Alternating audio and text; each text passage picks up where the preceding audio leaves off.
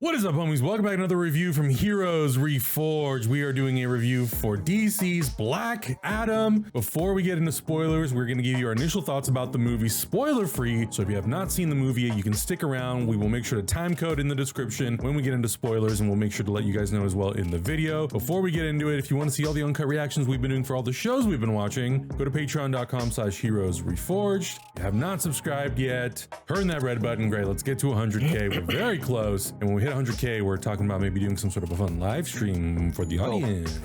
Wait. We have another thing to announce. You guys keep vamping. I'll be right back. I went through all my housekeeping already, so I got nothing for you. This is not a DC related project, but our boy Hector is a part of a monumental thing right now.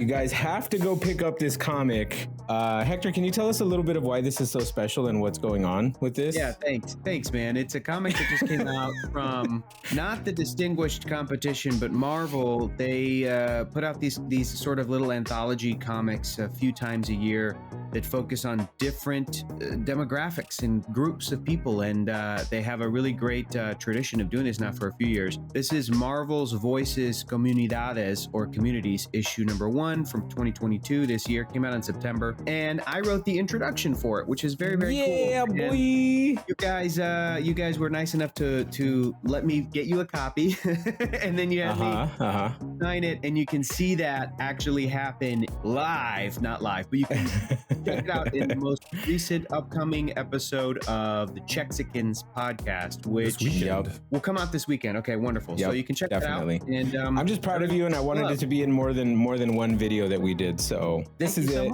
We got to let everybody know. Everybody go pick up a copy. Show your love to our boy Hector, because we're very proud. Appreciate it. Anyways, we got to start with you, Adam, because I feel like you had a kind of an idea how this little review would sort of break down. I think we can go non-spoilers and then spoilers, but set us up. You're always so good at setting us up, Adam. Sure, I'll set you up. This movie has been in development since 2007. That's when The Rock was cast as this character. So this movie has been in development for a very long time. We've been waiting for this movie just about as long as everybody else has been waiting for this movie. And I feel like this movie probably has been through many transitions, many iterations, many versions. The Rock going from Shazam to Black Adam. I was looking actually forward to this because The Rock's movies, like, I'm a big fan of Jumanji. I'm a big fan of his appearances in the Fast and the Furious films. His movies tend to be obviously very heavily action oriented. Sometimes they're light on story, sometimes they're light on character, but I feel like I'm usually at the very least always entertained by his movies. And that's, I think, kind of how I felt about this movie. I think it's very entertaining. I think it's super action packed. The spectacle of all the action sequences are great. I think the visual effects work is also really good. For me, like, what it comes down to is I really do wish that this movie focused a little bit more on character.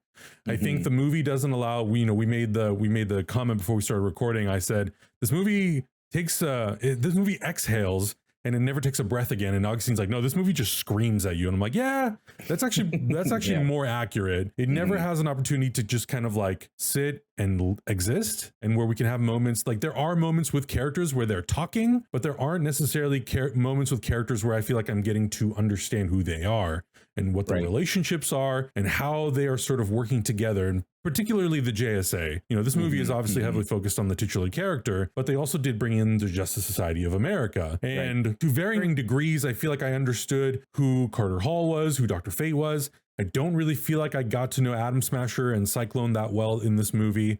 So I really wish that the film would have spent more time in the beginning portion, sort of introducing the Justice Society of America and helping me sort of understand why they're in this movie. So when we get to certain events in the film, I feel like there's a payoff for me really latching onto these characters. But that's not to say that I don't think the performances were great. I do think that with what they had to work with, Pierce Brosnan, The Rock was great, Aldous Hodge, the whole entire cast was really great. There's just little elements of the movie that I think I would have removed to focus on character development a little bit more, but I did have fun. I really did have a good time. And I thought that, and I wish that between that and maybe some of the logic of the film, if some of that was maybe tightened up a little bit and sort of expanded upon more, I think I would have loved this movie, but I did really have a good time and I really liked it. I have a lot of mixed feelings about this movie. There are things I really love about this movie and things that made my comic book loving heart very happy, because I do know some of these characters. I do have a fondness for some of these characters. So yeah, it was great to see Hawkman and Dr. Fate and Atom Smasher and Cyclone and Black Adam and these characters. And I think that there are a lot of good things about this movie. And then there are a lot of things that really kind of frustrated me with this movie, but we'll get into more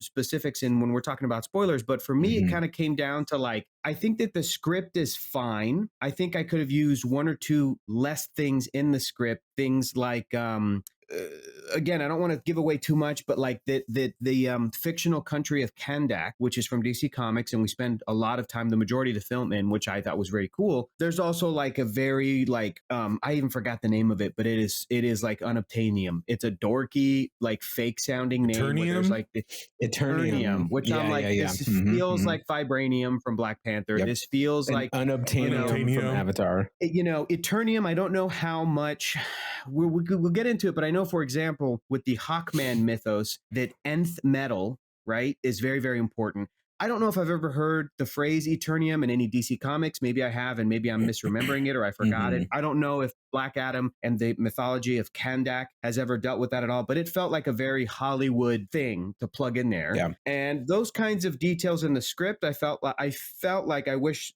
they weren't in there. What ultimately it comes down to for me also is the cast is great. The effects are great. The characters, I'm so happy that all of those characters, and we'll talk about all the characters, are in this movie, but the editing really threw me off. That the editing felt hyperactive and did not let me connect to some of these characters. And that some of the, I guess, like at a filmmaking level, I felt like it was and then it's that other element too, where it's like, there's only so much you can do. I understand that, but there was a ton of ADR. And sometimes I can forgive it, but other times it's like you clock it and it's like, this is taking me out. This is very like, you guys are on a set. You guys are on a, this is a production stage. There is green screen. There's blue screen. There, all of that stuff is unavoidable in movies like this. However, we are currently in the middle of watching that show Andor, and it looks like it's shot on location and it's gorgeous. Right. And the ending of the movie, the Suicide Squad, James Gunn's Suicide Squad, even though they're fighting a giant computer-generated starfish, it feels like they're in a country. It feels like they're walking around on city streets. So those kinds of details where I'm like, I know we're in Kahndaq. This doesn't feel like the real place. It feels like a movie set. The editing is throwing me off. The ADR is throwing me off. So at a filmmaking level, I felt like I couldn't connect to the movie. And ultimately,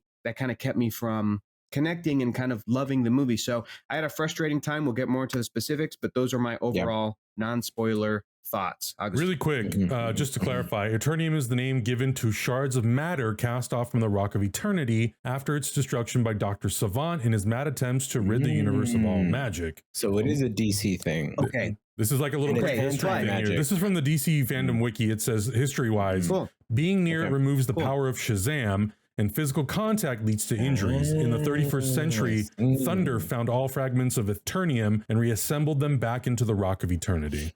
So, and then there's listings of a few appearances as well. So it might be a more obscure thing. It sounds like the sort of kryptonite designed for Shazam, which is very comic booky and very, and that's the other thing is like, whatever. It's very, very comic booky, but it just also, it's funny that I didn't think that must be an old school DC Comics thing. My first thought was, this is a Hollywood thing, which doesn't bode well necessarily. Like, I don't know if, I don't know. I don't know if there's any way that they could have avoided that, having me make that connection, but there you have it. At least it felt so much like it's going to be tough to not compare it to what Marvel has been doing, right?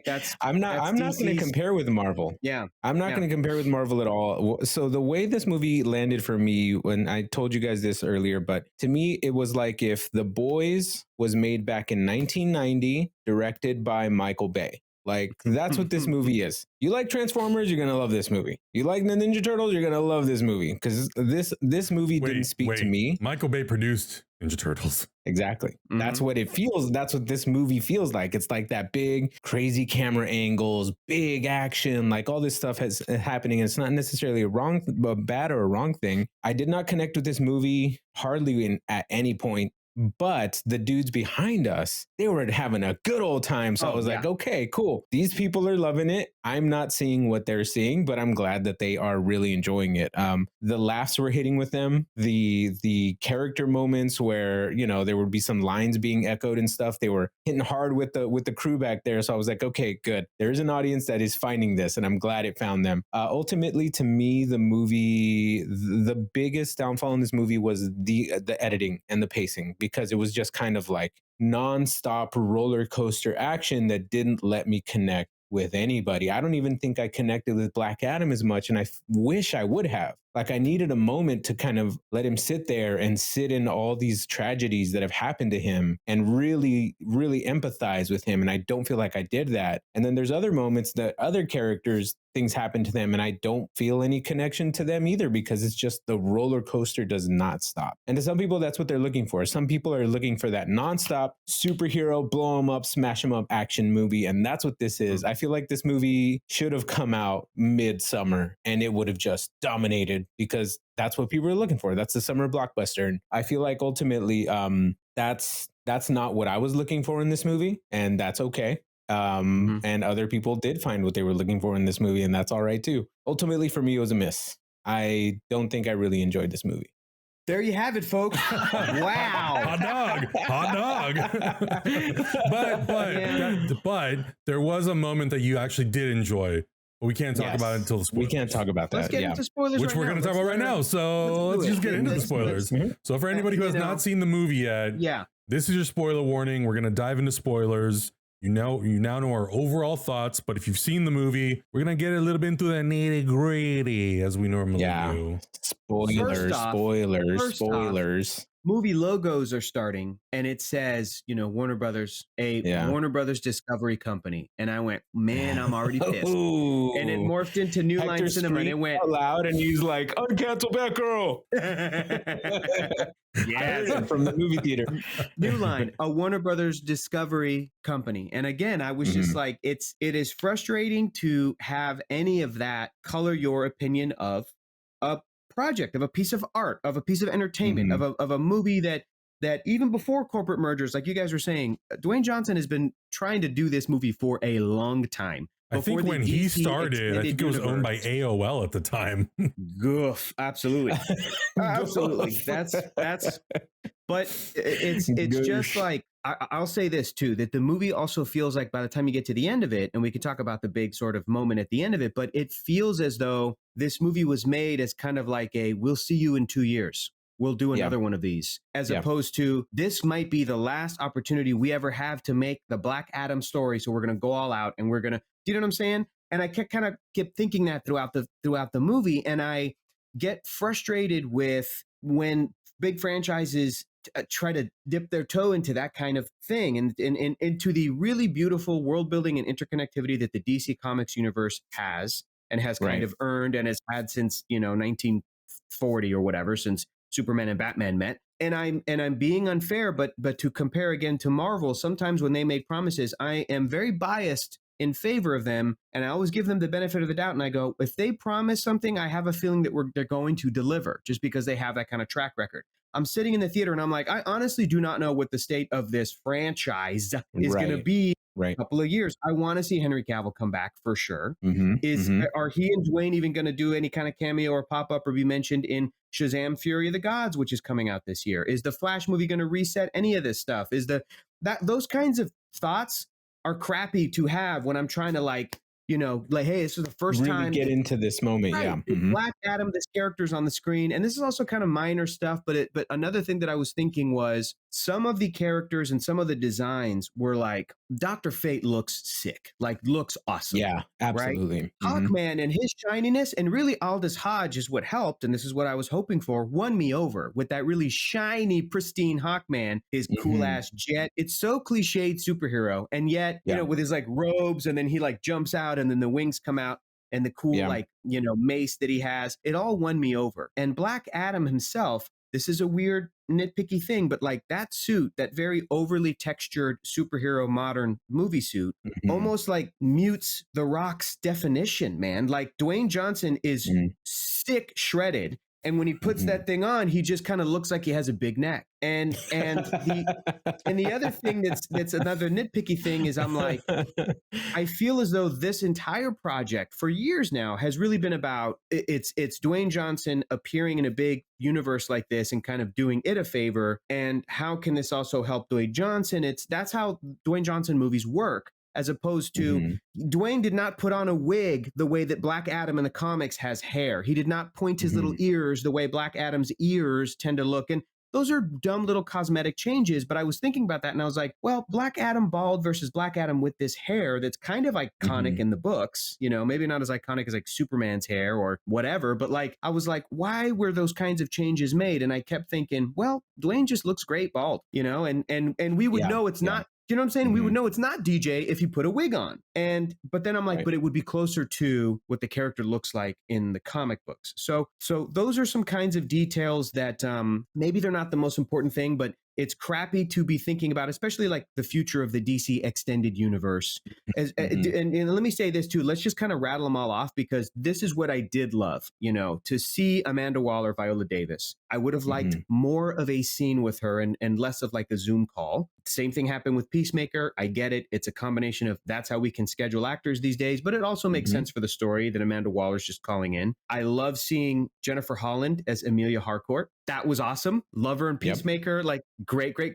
And Jaimin Hansu to come back and to continue to play the Wizard Shazam is great. And then Henry Cavill showing up. God, he looks good in that suit. His hair looks great. He's the man. He's the man. Like, I was so happy that he was there. I just wish also that scene, maybe they shot it in the last possible second. I'm hoping that they do that same thing with Short Round before the next Indiana Jones movie comes out, people. Let's get Ke Kwan to do a little cameo. But that Superman moment definitely felt like we got Henry on this one set stage for one day, and it doesn't even matter if Dwayne Johnson is here or not, versus it would have been a little nicer for it to feel a little bit more like he's really in a place with Dwayne Johnson, who's really in a place.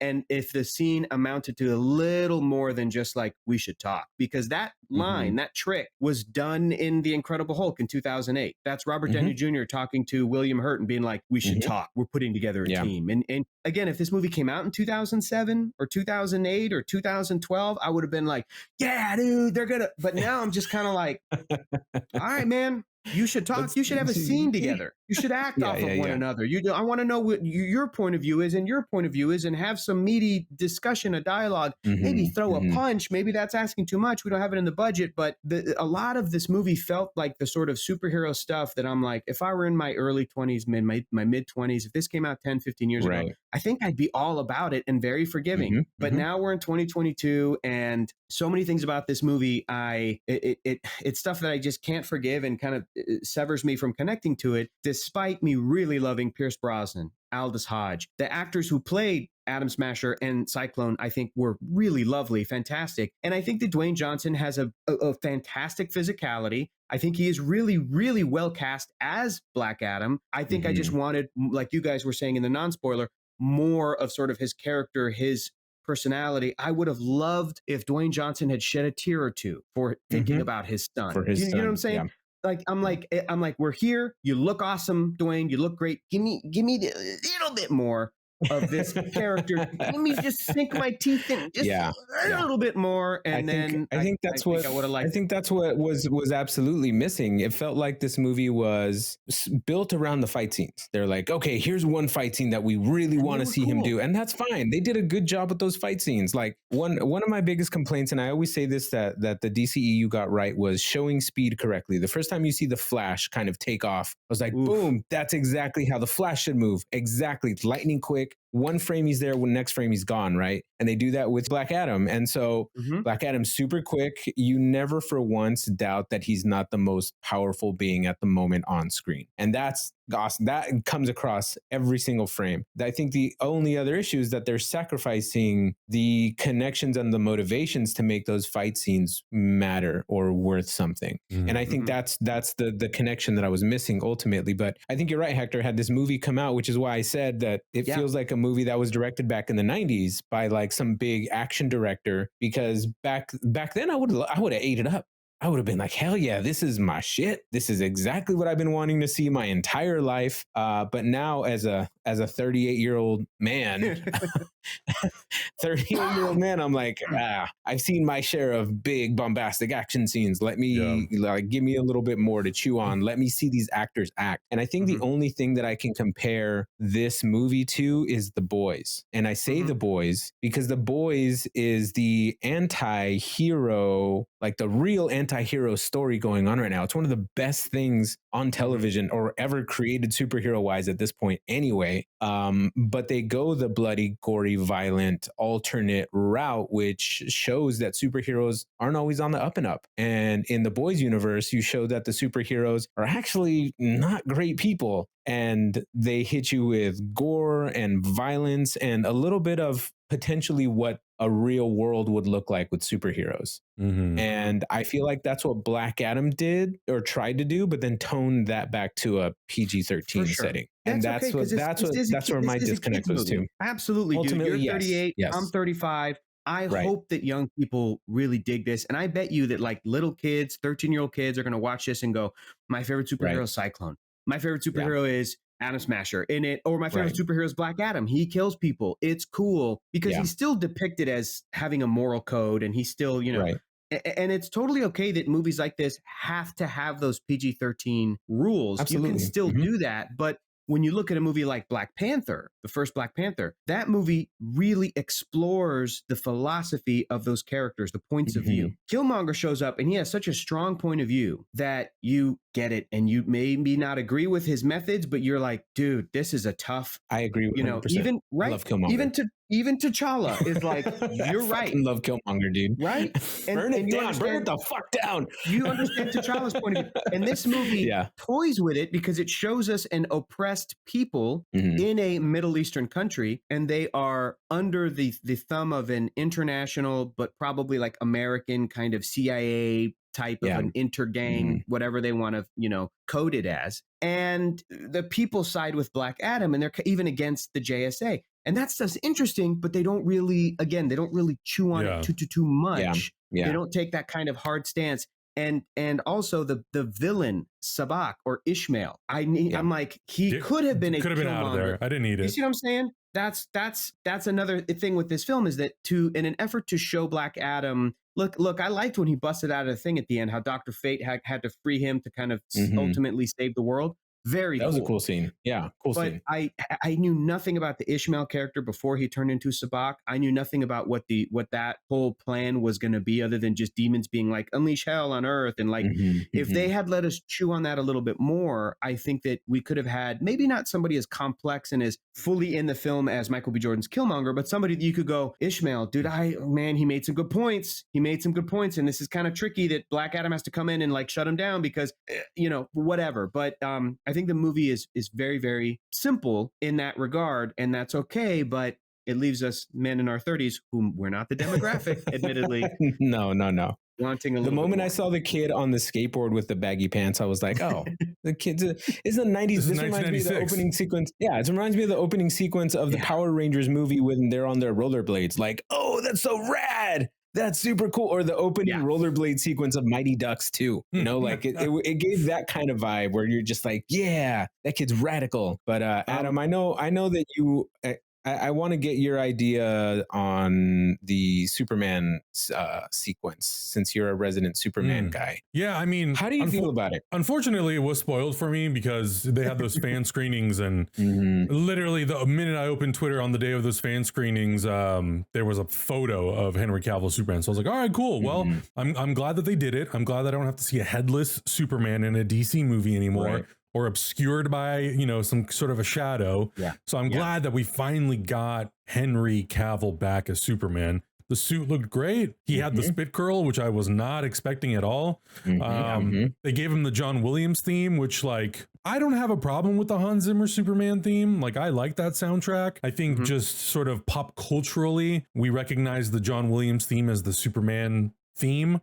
Whether it's comics, animated stuff, movies, whatever. I could have gone either way with that. Like, it's fine. I'm not going to get excited until they make a Man of Steel 2 anyway. But it was great just to see him back as the character. Yeah, and So I'm hoping that, like Hector was saying, you know, it's so tough to say because the current regime at Warner Brothers, they say they have a plan, but everything that they're doing from the outside perspective looks really not good right now. I want to believe that they have some sort of a plan for the DC universe. I know that Henry being in the movie was something that The Rock has said that him and Danny Garcia and his team really fought for. So it seemed like maybe there was some apprehension, whether it was from other people involved in the movie or maybe, you know, the higher ups at Warner Brothers, that they like weren't really sure whether or not they wanted to go in that direction because maybe they just didn't know what they wanted to do with the character. But ultimately, I'm glad that he's in it. But the next thing that I want to see, and I do agree with The Rock with this, is you don't just come out and do a Superman versus Black Adam movie. You build to it. Right, so I'm happy that they've acknowledged that and that they're saying that. And before we even get to that, I want to see a Superman sequel, a proper sequel to Man of Steel. You know,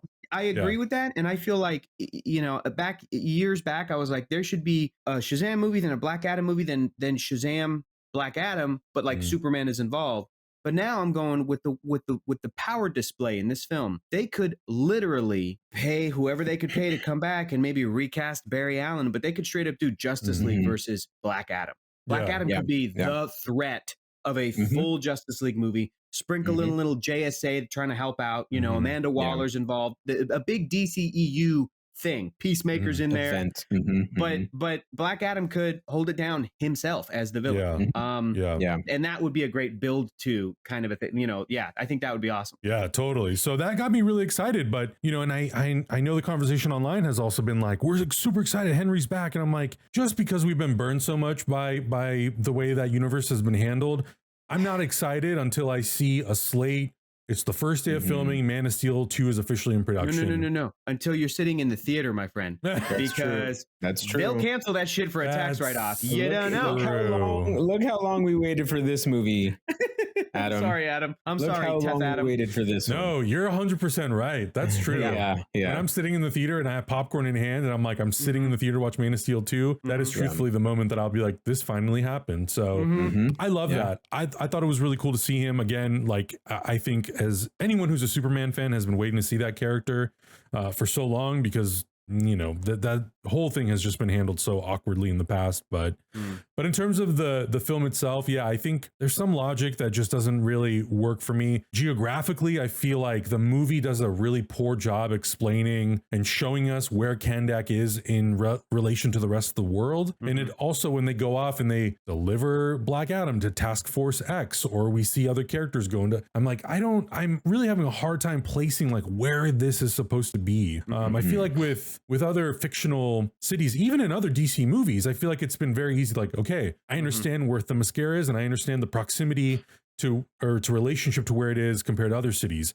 Batman versus Superman, I understand where Metropolis is and I understand where Gotham City is. This was a little would have been great.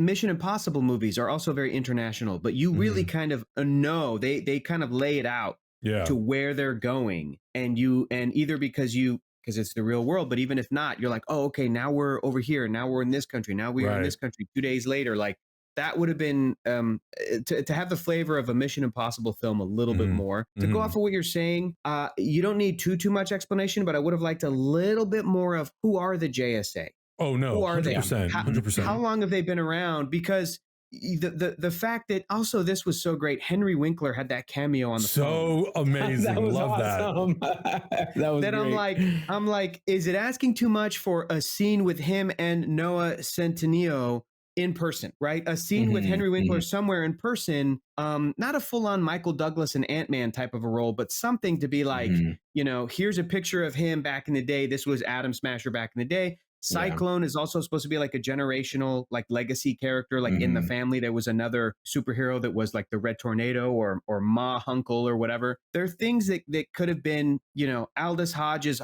Carter Hall has the mansion because he is kind of immortal and has all these lives. Just little things like that where it's like, especially with Noah and Quintessa playing Cyclone, them being the new characters, it's like, okay, great. They're the opportunity characters to come in and be like, whoa, what is this? And then some, you know, Dr. Fate or Hawkman are just like, it's this, this, and this. You know this because we called you because your grandpa or your uncle or your grandmother and now we're in it, and Hawkman has all this money because he's been alive since Egyptian times, and let's go. That was kind of awesome. that was my big thing that I was kind of surprised by, because when I think of a movie like Inception, for example, Ariadne, the character that Elliot Page plays, Christopher Nolan uses that character to explain to the audience what is happening, and I felt like Noah Centineo's and Quintessa Swindell's characters would have been the perfect opportunity, because they kind of just get thrown in, and I would have been like, great, use these characters and have them ask questions so the audience understands what is the JSA, how long have they been around. Apparently there's an established relationship between Dr. Fate and Hawkman. Great. Can we get a little bit more? Can we get a little bit more?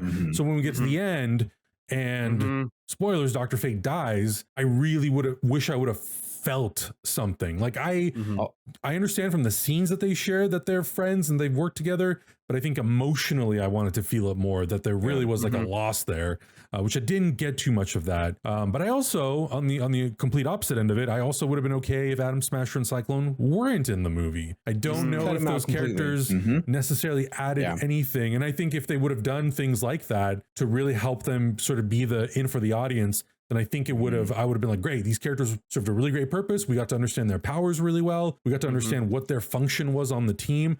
It's kind of vague. It's a little messy. We don't really know. And then when it comes to the villain, Sabak, I'm like, this movie should have just been either Dr. Fate and Hawkman versus Black Adam, and then using the people of Kahndaq or the two characters to sort of like help the JSA understand Black Adam and what his perspective is, while also kind of throwing in that swerve of the actual backstory of what happens in Kahndaq. Because I thought that was really interesting.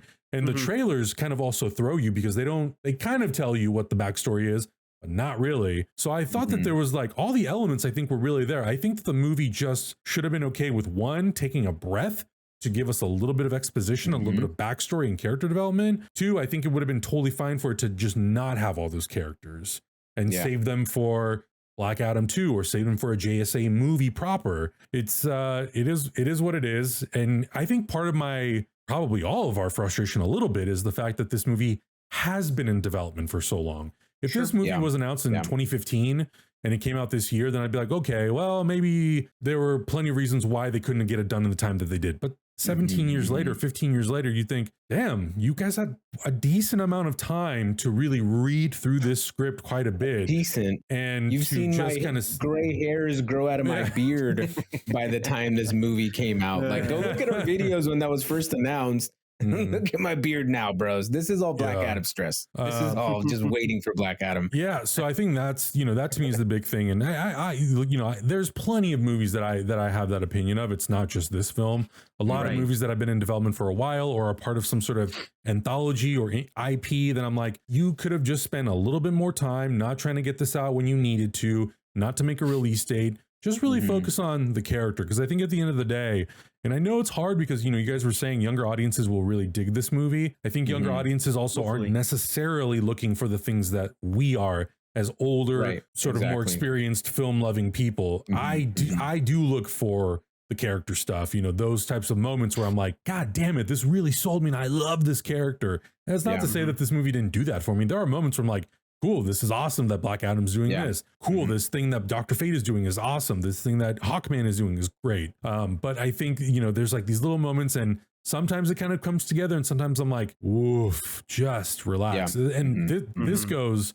and I was kind of a little bit disappointed by this, only because Lawrence Sher, who's the cinematographer, he did stuff like The Joker that I thought looked really, really good. And in this movie, I'm like, someone should have just put the camera on a tripod somewhere and just let them have a wide shot of all the characters. Man. The camera was just doing this, and it was like, in the ship, we're moving the camera this way, and it's doing this. And I'm like, bro, it's okay to lock the camera off and just let the camera kind of exist in the make-believe world that it's in. I will also, I just wanted to throw in a positive note. I did think that the action was pretty cool. Oh, yeah. I think, like you were saying, Augustine, the way that they showcased everybody's kinds of powers and stuff, and like gear and tech and everything was pretty cool. And it comes out of nowhere, and it's tonally, maybe it's not the right move, maybe, but when that needle drop happens and it's back in black, when it's painted black, and Black Adam is just slow motion killing all these like army dudes and mercenary guys.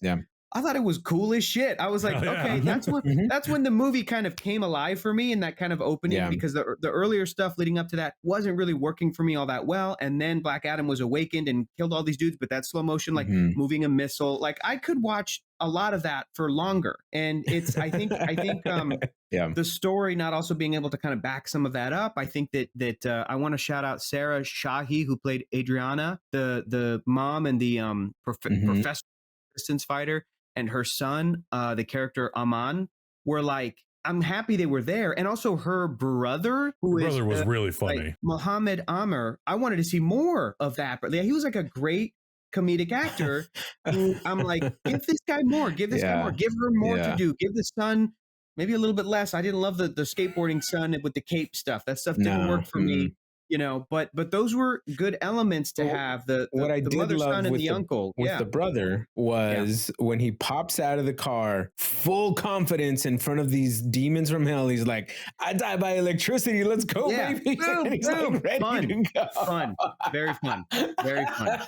Yeah, that got me really well. But like, you're right, Hector. Like there was these really cool moments with these characters, and I feel like we just needed more of them. Like and there was nothing wrong with like the acting or anything like that. I feel like The Rock was in probably some of his best form in this movie, because he started off as the heel in wrestling, and he's kind of the heel at this point in this movie, where he's like the anti-hero badass. I'm still gonna have people cheering for me anyways. I did feel like they did a good job of making him seem like a person that a kingdom or a group of people would rally behind. Yeah, because it's never fully black and white. Like there's always going to be different perspectives that people see different superheroes in, and some people. It's just like we were talking about with the Jedi, right? When we were watching Jedi Vision, Tales of the Jedi last night. Like some people could see the Jedi as just like goons working for the government. Right. And some people could see a superhero that doesn't care. Like what were Dr. Fate and Hawkman doing to help the situation of the people who were already being kind of oppressed by this big what intergang force? Where were they? Where were they when Intergang was like invading the area, right? And so that's what's up. I don't discount the motivations behind the people of that. So I think they did a good job of portraying that and really making me feel like, yeah, cool. Okay, I can understand why somebody would follow a man like that, because he's doing the things, like they even said in the movie, he's doing the things that those other superheroes wouldn't do. And that's not just killing people, that's like standing up for the people who are in this area that nobody else would stand up for.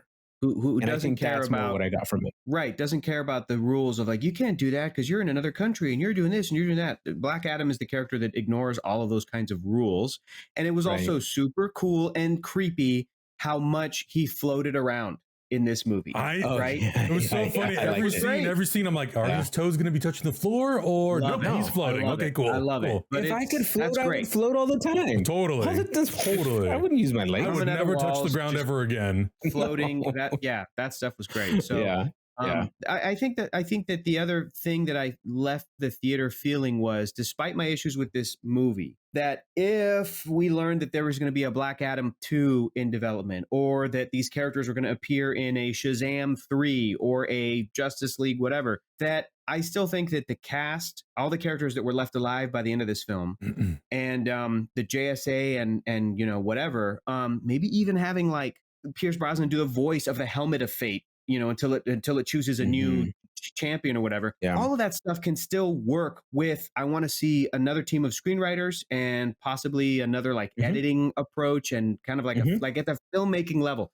This stuff could still work, and I think I could still be super, super down for whatever this movie is setting up. But I wish everybody well, and everybody did a great job. And I'm down for a sequel. I'm down for a sequel. I don't feel like the issues in this movie are like nails in a coffin for this movie. I feel like given everything that we said could be better, I don't feel like this movie was unredeemable in a sequel. I feel like they laid down things that could potentially pay off really well or improve in a second movie. Like if they just give us a little bit more time with the characters, I'm down. Like Yeah. let me hang out with Black Adam or whoever they Yeah. decide to bring into the movie for the next one. It's not my least favorite DCEU project. Oh, not at all. It's just not my favorite. And in this day and age, with how much pressure each one of these DCEU movies gets and has to kind of live up to, there's maybe one a year, one every few years. Mhm. And in the aftermath of canceling Batgirl and that guy being like, well, we just want to protect the DC brand. I'm like, then every DCEU movie coming out has got to be as good as Avengers Infinity War. Do you know what I'm saying? It's got to be as good as Black Panther 1. And if it ain't, then uncancel Batgirl. I don't know what to tell you. That's the only way to look at it, Hector. But I agree. I need to get uncancel Batgirl tattooed on my forehead. Right under damage. Every time you say it. I totally agree, though. I think that everything that they laid out, everything that they presented was really good groundwork. I agree, though, that I think I would love to just spend more time with the characters, slow down the movie a little bit. It doesn't need to go 200 miles an hour for the entire 2 hours. Let it breathe. Let us live in the world. Let us understand the characters, their motivations, what they're all about. But everything else, you know, for the most part, I thought was great. Like, did I have fun? Was I entertained? Was I sitting there eating my popcorn being like, all right, cool, I'm in a DC movie? And I mean, look, the last few projects that they've done, I've enjoyed them. Like, I really like the Suicide Squad. I really like Peacemaker. I really like Birds of Prey. You know, like some of the stuff that they've done in recent years, I liked, and I'm looking forward to Shazam, Flash, Aquaman 2, I'm looking forward to. My only hope as someone who loves DC is that stay true to the characters, take swings, but also make competent films. And if you're gonna do an extended universe where everything is supposed to interconnect, make it make sense. Take your time. There's no rush. If the movies are good, people will come back time and time again. If it takes a few years to build to a new Justice League film or to build to the Black Adam versus Superman versus Shazam movie, fine. Take the 6 years that it'll take to get to there. I'm okay with that. You don't always have to listen to everything that the fans say. We want it tomorrow. No. Do it when it feels right, when the stories have been built up. That's all I'll say about listening to the fans. Save the fans from themselves. That's all I gotta say. Save the fans from themselves, because not all of them know exactly what's good for the franchise. So yeah. Exactly. And on that note, let us know down in the comments below what you thought about Black Adam. Your thoughts, your theories. Where do you think it could go? What did you think about the story and the characters? What are other JSA characters you would like to see built out into this universe? And maybe other Justice League characters as well. Of course, I want to know what everyone's theories are for the future of the DC universe, because you know, it could go one of two ways, and hopefully it's just gonna go up from here on out. Let us know in the comments below. Up and away, some would say. Subscribe if you haven't already, and we'll see you guys in the next one. Bye. Bye. Also, do you guys ever get thrown off how, like, this has been happening for a few movies and mainly since Shazam, but that, like, in this universe, there are like DC comics and posters and images and logos of these characters. And I'm like, you know, some of it is even like New 52 comic. And I'm like, I have so many questions. It's so like, they're like, kid drops a Wonder Woman comic, but it's like DC Rebirth. And I'm like, Wonder Woman barely just debuted on the planet in 2016, I guess. I don't know. How long have they been making Wonder Woman comics? Now there's like a Rebirth line of... Yeah, there's already a Rebirth. It's been a long time, Hector. It's just like, oh, did John Carpenter, was his big claim to fame The Fog or Halloween? Or what are we doing here?